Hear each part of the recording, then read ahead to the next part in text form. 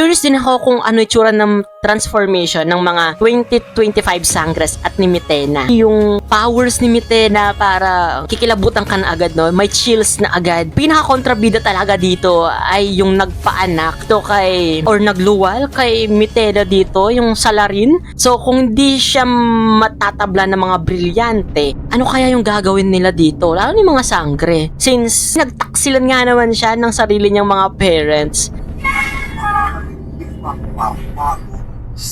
The Wrath of Mine Ave. Hello, Abisala Eshma sa lahat ng mga Team Mitena dyan. For today's video guys, may bagong teaser na inilabas ang GMA Network para kay Mitena. So, balikan lang natin yung mga karaang teaser ni Mitena at the same time, panoorin din natin yung new na teaser na inilabas ng Encantadia Chronicles Sangre para sa Ice Queen, para kay Kiera Mitena. And, umanhin na agad kung may mga wrong details ako na masasabi dito since it is 30 seconds lang naman and lack of context, sabi nga nila. So, titignan lang natin kung ano yung glimpse, kung ano yung una nating masabi dito. We're still clueless. Wala pa talagang teaser na inilabas ang GMA Net or full trailer rather ang GMA Network para kay Mitena and sa Encantadia Chronicles Sangre. So, panoorin natin to guys. Samahan nyo ako. Let's go na! So, ito yung propesya na teaser. Balikan lang natin. At baka may makuha pa tayo ng mga details dito. Ako ang kakampay Kateya! Isang gold na hindi nagsama si pinanganak! Agree din ako. Tuwang-tuwa ako sa mga comments at the same time mga reaction din ng mga content creator na napapanood ko. Ang pinaka-kontrabida talaga dito ay yung nagpaanak dito kay or nagluwal kay Mitena dito, yung salarin, kung bakit galit na galit yung mga magulang niya sa kanya. Ako pa rin ang naglabas Tapos yung tatay naman niya, ito ba yung ano, yung sandata ni Adhara? sa kanya. Poor. Ublo. Maghihiganti ako sa kanilang lahat. Isang Encantadia. Hindi natin talaga masisisi si Mitena, no, kung bakit galit na galit siya sa mga engkantado, lalo na sa mga Sangre. Since nagtaksilan nga naman siya ng sarili niyang mga parents. And the sakit nun, no? Tapos, di ba sa 2016, as far as I know, ang makakapatay lang sa Ivtre ay kapwa niya Ivtre. So, kung hindi siya matatabla ng mga brilyante, ano kaya yung gagawin nila dito? Lalo ni mga Sangre. No? Parang interesting yung part na yun. Sino ba yung magiging kalaban dito ni... Or paano ba nila pupuksa dito si Mitena? Oo. Bitbit niya ang armas na gaya ng Unless papatayin yung mga 2016 Sangres, tapos magiging Ivtre din sila, tapos sila yung kakalaban dito kay Mitena. Danaya. Babaeng magdalito mo. Sangre ang itawag ko sa akin. So, ayun din pala. Kahit ako nalilito din, no? Kasi as ang sabi nyo, dalawang anak ni Danaya. Tapos, kung dalawang anak ni Danaya, yung tinitry niyang isa is galing kay Akil, tapos yung isa, anak din ba nila yung ni Akil, si Tera?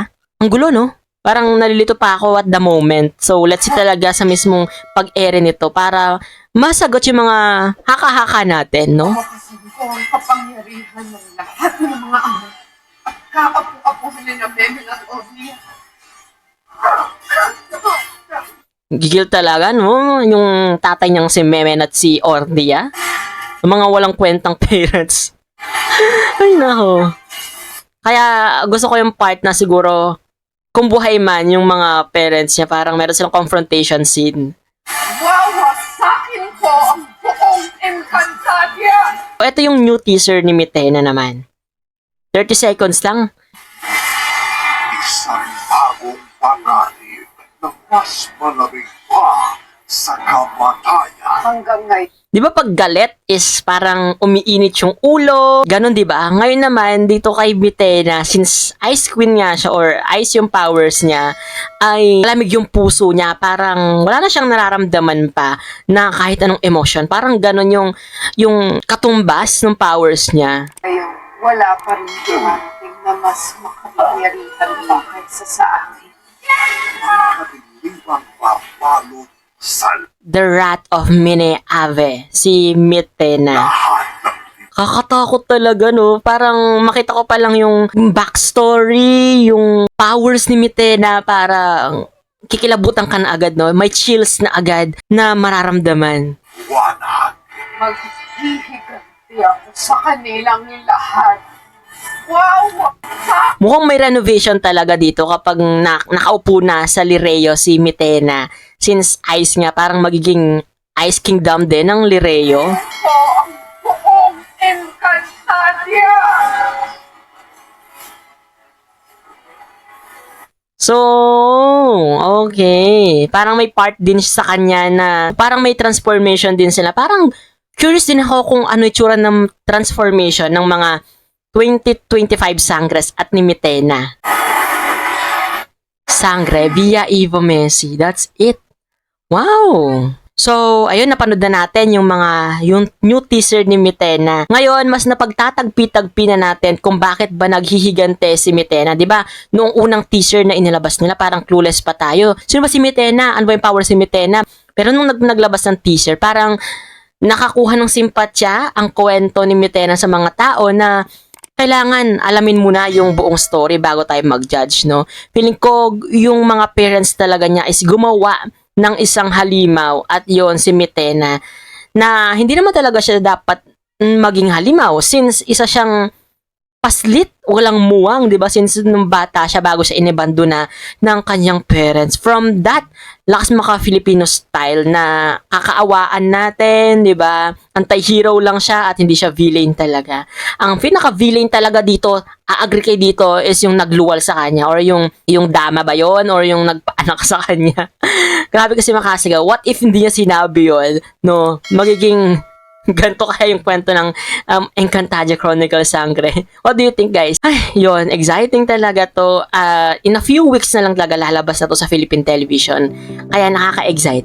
Yun guys, maraming salamat sa pagsama sa paggawa ng reaction videos. So, kung hindi ka pa rin nakasubscribe sa channel ko guys, don't forget to hit that subscribe button and that notification bell para lagi kang updated sa mga videos na i-upload ko pa. It's been CJ guys, your man of letters. Stay safe and stay motivated. Thank you for watching. Bye-bye!